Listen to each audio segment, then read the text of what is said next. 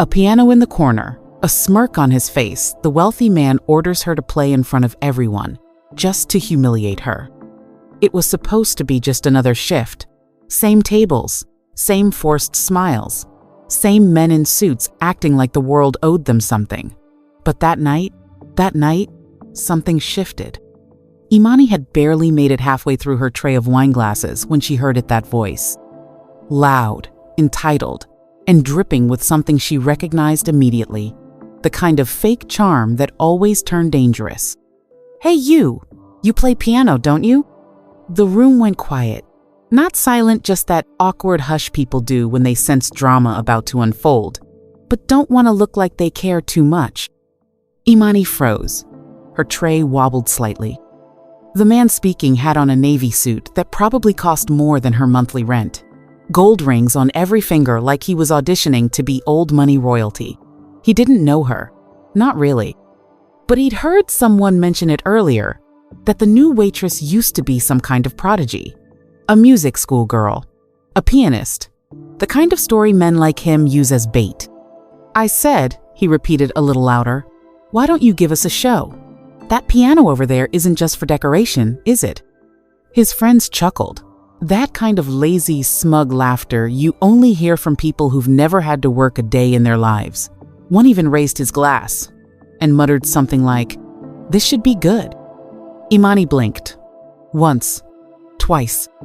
She felt every eye on her, the other servers, the diners, even the manager peeking out from the back, like he might need to intervene but didn't want to risk upsetting the high rollers. The piano sat quietly in the corner, untouched for months, mostly a prop, an antique that rich people like to pose near but never play. Imani looked at it, then back at the man. "I'm working," she said, steady as she could manage. He smiled, that kind of tight-lipped smirk that always meant trouble. "Just a few minutes," he said. "I'll even tip. What's the harm in a little entertainment?" She opened her mouth to decline again, but he was already waving at the room, announcing it like it was a comedy club. "Everyone, our lovely waitress is going to bless us with some music." A few people clapped, not out of joy, out of discomfort, out of pressure. And just like that, the trap snapped shut. Imani's heart thudded in her chest. This wasn't about music. It wasn't about talent. It was about power. He didn't want her to play. He wanted her to perform, to shrink, to be a joke that he could take credit for creating. And for the first time in years, she felt that old fear creeping in again. The same fear that made her walk away from the keys in the first place. But here's the thing. He had no idea who he had just humiliated in front of that piano. She hesitates. The entire room watching, and memories of why she quit music rush back. She stood there, tray in hand, as the air turned thick with awkward anticipation. The kind of moment where people lean forward, not out of interest, but out of curiosity, like they're waiting for someone to trip. The wealthy man leaned back in his chair now, arms folded, grinning like he'd won something. Like this was a game and she was the pawn. Imani looked at the piano again. Its black lacquer finish reflected the room's low lighting, but to her, it looked like a casket, a beautiful one, the kind dreams get buried in. She took a slow breath and set her tray down on a side table, every movement under surveillance from the room. No one said a word, but she could feel the whispers bubbling just beneath the surface. She's probably lying. Bet she hasn't played in years. Poor thing's gonna embarrass herself. She walked toward the piano like it was a courtroom. With every step, her stomach clenched tighter. But it wasn't just them she was hearing. It was them from back then. The judges from that audition at Westbridge Conservatory. The scholarship panel who told her she had the technique but lacked the stage presence. The music director who said her playing was too emotional and not refined enough for classical. And worst of all, her father, standing on their porch in rural South Carolina after she told him she didn't make it. "Music don't pay bills, baby. You better learn how to survive." That sentence hit her harder than the rejection ever did. It haunted every job she took after dropping out. Grocery clerk, hotel receptionist, and now a waitress in a five-star restaurant where she had to smile at people who barely saw her as human. She stopped in front of the piano. Her fingers hovered over the keys, just for a moment. They hadn't touched real ivory in nearly 5 years. She used to practice for 6 hours a day now. She avoided even walking past music stores. Behind her, a man coughed. Another whispered, "Any day now." Imani's shoulders tensed. This wasn't just about a rich man trying to humiliate her anymore. This was every rejection, every loss, every lie she had to tell herself to keep going. And the irony? She could have been them. She was supposed to be playing at Carnegie Hall by 23. That was the plan. But one mistake, one missed opportunity. One door closed, and the world stopped believing in her, so she stopped believing in herself. Until now. Because now, the only thing between her and that piano was fear. And she was tired of being scared. She closed her eyes, took one last breath, and lowered herself onto the bench. The wood creaked softly beneath her. The man clinked the ice in his glass behind her, like it was a countdown. Imani's hands hovered once more, still shaking. But in her chest, a quiet fire. And the moment her fingers touched the keys, everything she'd been running from began to rise. Whispers start. She probably can't even play. The guests laugh. Even her coworkers look embarrassed. The moment her fingers touched the keys, the room didn't quiet out of respect. It quieted the way people do when they're waiting for a car crash. That awful kind of silence where no one says anything, but everyone's bracing for something bad. Imani could feel it before she even played a single note. The doubt, the dismissal. It wasn't loud, but it didn't have to be. From the table behind her, a woman whispered, not even trying to be discreet. She's probably just pressing random notes. A man across the room snorted. This is gonna be painful. Even a younger server near the back, one who usually shared her breaks and laughed at her jokes, gave her a quick glance and looked away, embarrassed for her, like he was trying to pretend he didn't know her in that moment. And the worst part? She got it. Because they weren't just doubting her music. They were doubting her. A black waitress, in a high-end restaurant full of people who'd rather tip for silence than talent. And now, here she was, being asked to perform like she was some after-dinner novelty act. No one saw an artist. They saw a spectacle. The wealthy man who had volunteered her was still smirking, now sipping his wine like he was watching a reality show. One of his friends chuckled and whispered, "Hope she at least hits the right key." Imani blinked. Hard. The lights felt too bright. Her heart pounded so loudly it drowned out the tiny sounds the piano made as her fingers adjusted to the cold keys. This wasn't just about music anymore. This was humiliation, dressed up as entertainment. It was the same feeling she used to get during recitals, when the teachers would glance at her with that subtle expectation. Don't mess up. Don't be too expressive. Don't be too much. But here's the difference now. Back then, she wanted to impress them. Tonight, she just didn't want a break. She could walk away, still keep her job, still keep her pride, sort of. No one would blame her. But then, someone in the corner laughed. Not a loud laugh, a snide one, a short puff of superiority that hit her like a slap. And something inside Imani snapped into place. She didn't come this far, didn't suffer this much just to be reduced to a punchline. If they were going to laugh, they were going to remember why. Not because she failed, but because she flipped the room upside down. Her life before this job, music school, a full scholarship, a lost audition that changed everything. Long before trays and tips, before smirks and side eyes, Imani was the rising star. Not a rising star in some vague, hopeful sense, no. She had papers, proof, awards, a full scholarship to the most prestigious music conservatory in the state. Teachers who whispered about her behind her back, but in a good way. The kind of whispers that sounded like, she's going to be famous. She didn't come from money. She didn't have private tutors, international workshops, or parents who could afford $1,000 instruments. But what she had was discipline, a hunger, and hands that made the piano sound like it was telling a secret no one else could hear. Every morning before school, she practiced in her church's basement on a half-broken upright donated in the 80s. Every evening after dinner, she'd sneak into the local library's music room until they kicked her out. She wasn't just playing, she was training. And it paid off until the day it didn't.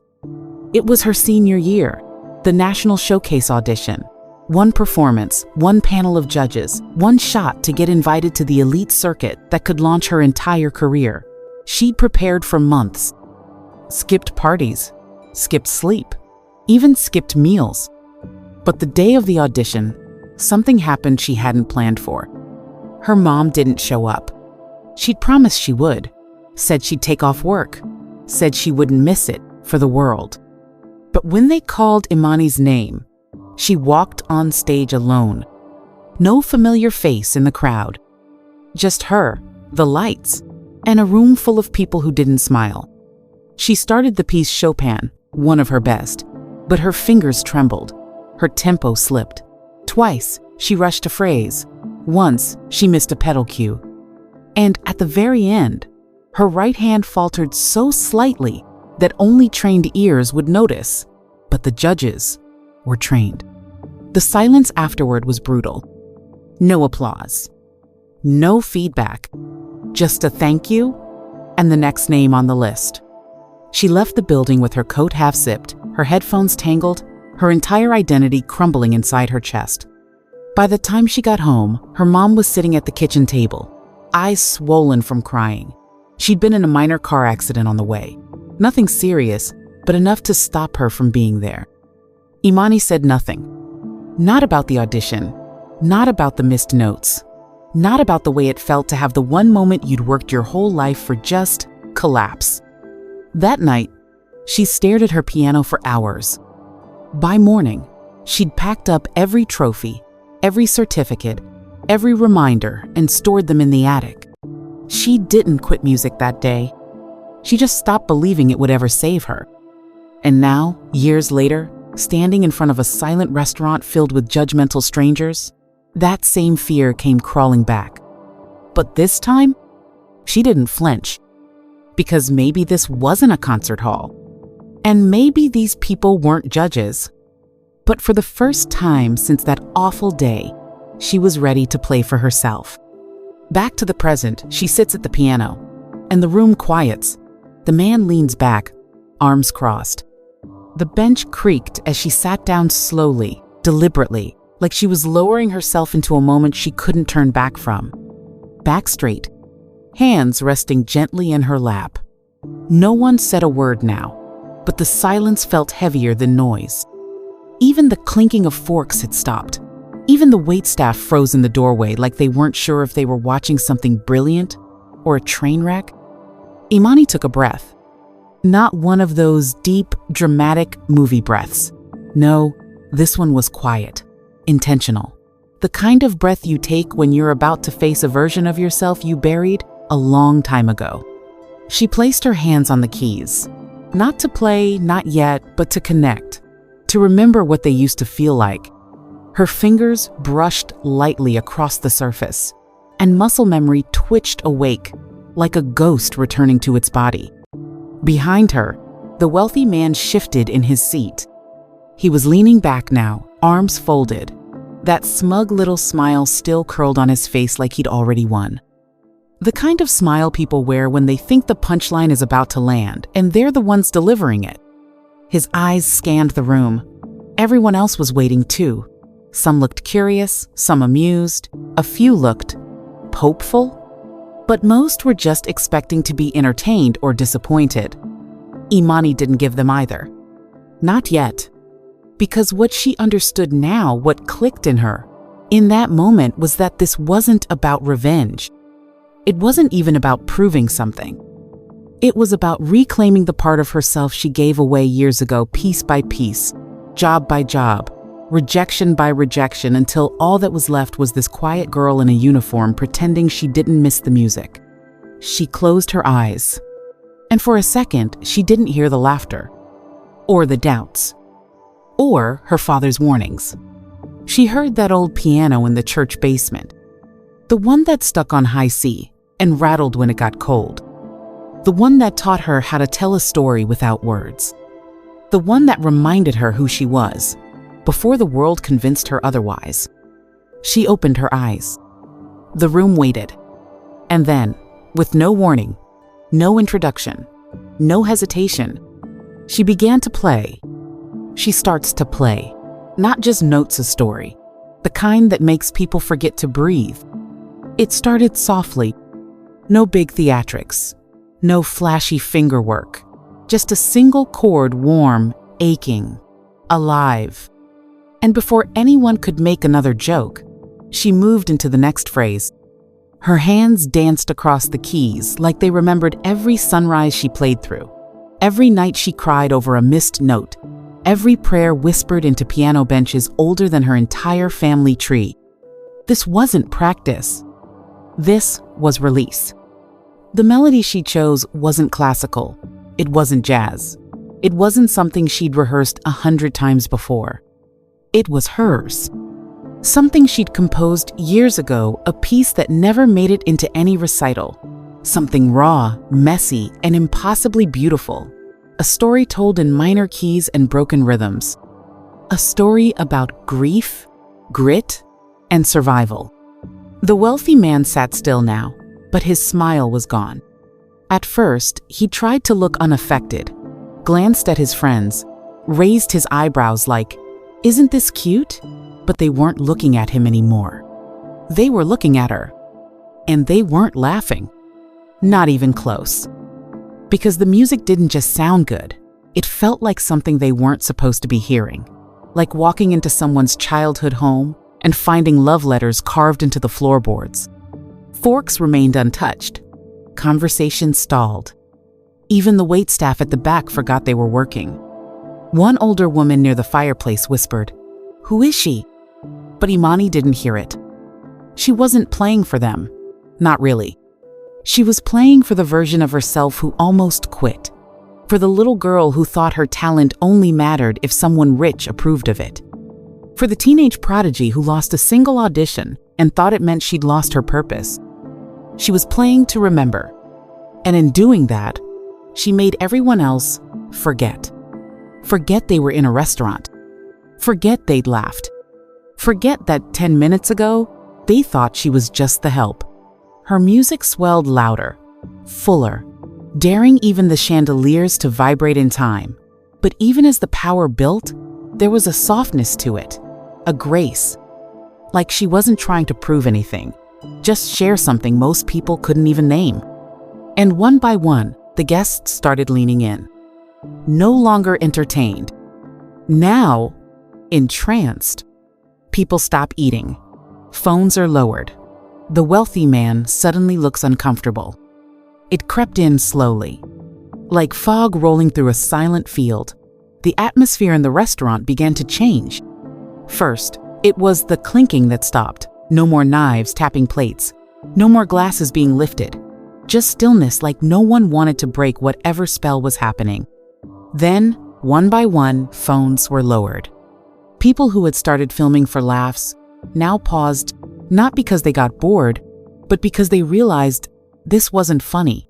It was sacred, and filming it suddenly felt wrong. Like trying to record a prayer. Even the bartenders stopped mixing drinks.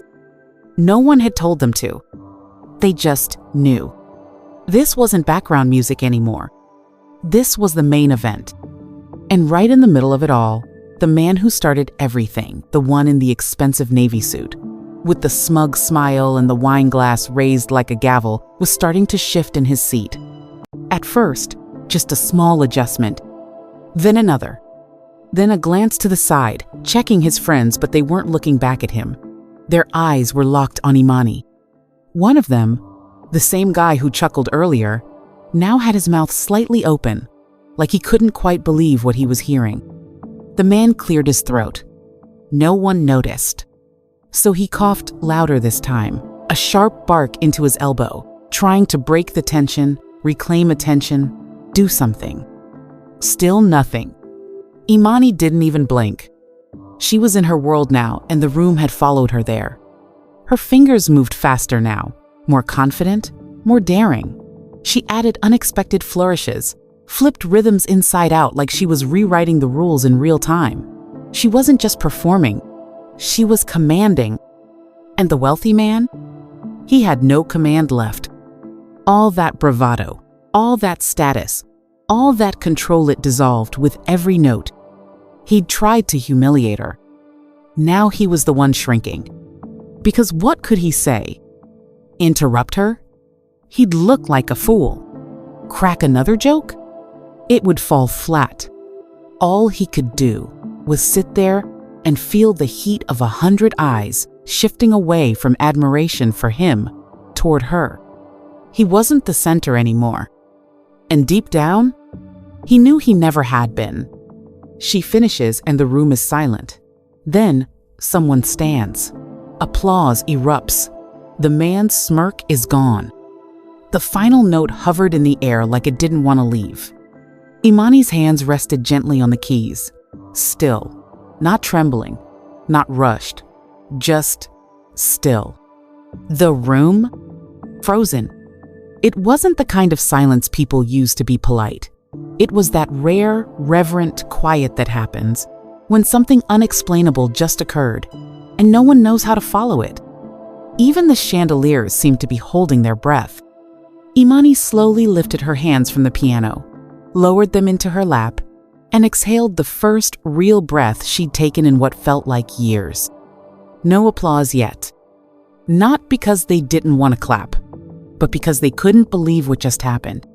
People looked at each other, at her, back at each other, like they were trying to confirm, did we all just witness that? And then it happened. A single person stood up. From the far corner of the room, a woman in a green dress, maybe in her 60s, elegant but with a kindness in her eyes that hadn't blinked once during the entire performance. She stood, hands clasped in front of her chest, and whispered, "Bravo." Just one word, but it broke the silence like thunder. Then someone else stood. And another. And another. Within seconds, the room erupted into applause. Not forced, not casual, but full-bodied standing ovation kind of applause. The kind that builds in waves, that starts in the chest and ends in the throat. The kind that's reserved for moments that matter. People were cheering. Some were crying.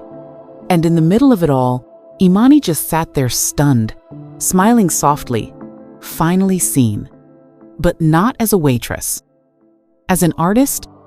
And then there was him. The man who started it all. Still seated. Still silent. But now, his face had changed. The smirk? Gone. His jaw was tight, eyes lowered, hands folded in his lap like he didn't quite know where to look. One of his friends nudged him, maybe to stand, maybe to clap, but he didn't move. Because deep down, he knew exactly what had happened. He tried to shame her into silence, but she turned that stage into a resurrection. And now he was the one who didn't know what to say. A talent agent approaches her afterward. "You don't belong here. Call me tomorrow." As the applause faded and the room returned to breath and movement, people began to approach her. First, a couple who said they hadn't heard piano like that since they visited Paris in the 90s. Then, an older man who introduced himself as a retired conductor and said, "You reminded me why I fell in love with music." Imani thanked them all, gracious but still stunned, like she wasn't sure if she'd actually sat at the piano or dreamed it. It felt surreal, like the kind of scene you imagine in your head but never think will actually happen. Then came her. A woman in a tailored burgundy suit, confident and calm, with a card already in hand before she even spoke. She waited until the others had finished, stepped forward, and locked eyes with Imani in a way that didn't feel performative. It felt intentional. "You don't belong here," she said. Not cruelly, not judgmentally, just as a fact. Imani blinked. "Sorry?" The woman smiled. "This place? These people? This restaurant? This isn't where your story ends. Not even close. She extended the card. Cheryl Kingston. I represent emerging talent in performance arts. Pianists, composers, crossover artists. I'm not here to flatter you. I'm here because I've seen thousands of musicians come and go. And what you did tonight? That wasn't just talent. That was purpose. Imani stared at the card like it might disappear. I'm not offering you a shortcut. Cheryl continued. I'm offering you a path. You call me tomorrow. We talk. If you're serious about stepping back into music, I'm serious about making sure the world hears it. Imani didn't know what to say. Her hand trembled slightly as she took the card. She looked around the room, at the faces that had once held laughter and now held something else. Respect. Even awe. Then she looked toward the man who started it all, now hunched slightly in his chair, jaw clenched, ignored by the very crowd he used to command. She didn't smile at him, didn't gloat, didn't need to, because the loudest clapback was the one she played with her hands, and the future she now held in the palm of it. Call me, Cheryl said again, softer this time. Don't go quiet again. And just like that, she walked away, leaving Imani there, card in hand, heart full, and finally free. She walks out that night different, not just seen, but heard, and no one ever made her feel small again. The night air hit different, crisper, sharper, like the world outside had been waiting for her to come back to it, the real her, not the version who took orders and swallowed pride and kept her head down just to survive, but the version who remembered what it felt like to stand in her gift. Imani stepped out the restaurant doors with no tray in hand, no apron tied around her waist, just the weight of a business card in her pocket and 1,000 emotions pulsing through her chest. Behind her, the laughter had returned, but not the cruel kind. This time, it was soft, joyful, surprised, the kind that followed a night no one had expected to be remarkable. Some diners were still whispering about the waitress with the hands of a god, while others asked the manager if she performed there regularly. The same manager who never noticed her talent before was now scrambling to act like he'd known all along. But Imani didn't stay to hear it. She didn't need to, because the performance wasn't for them. It was for her. For every time she'd bitten her tongue instead of speaking up. For every job she'd taken that chipped away at her identity. For every time someone assumed she was less because of her skin, her job, her silence. Not anymore. As she walked past the corner of the building, she caught her reflection in the window. Still in uniform, hair tied up, slight smudge on her sleeve. But in her eyes? Fire. Not bitterness, not pride. Power. The kind of power that comes from reclaiming your story. From knowing you don't have to shout to be heard. From realizing the thing they tried to use to mock you was the very thing that would set you free. She reached into her pocket, pulled out Cheryl Kingston's card, and looked at it under the streetlight. For the first time in years, she believed in what it meant. And in herself. As she turned the corner toward the bus stop, a familiar voice echoed in her head her father's old warning. Music don't pay bills, baby. She smiled, then whispered back, No, Daddy, but it gave me my voice. Some people try to silence you just to feel loud. But the loudest voices are the ones that don't flinch, don't fold, and don't ask permission to shine. Have you ever been judged like this only to prove them wrong without saying a word? Let us know in the comments. And if you felt this story, share it with someone who's still finding their voice.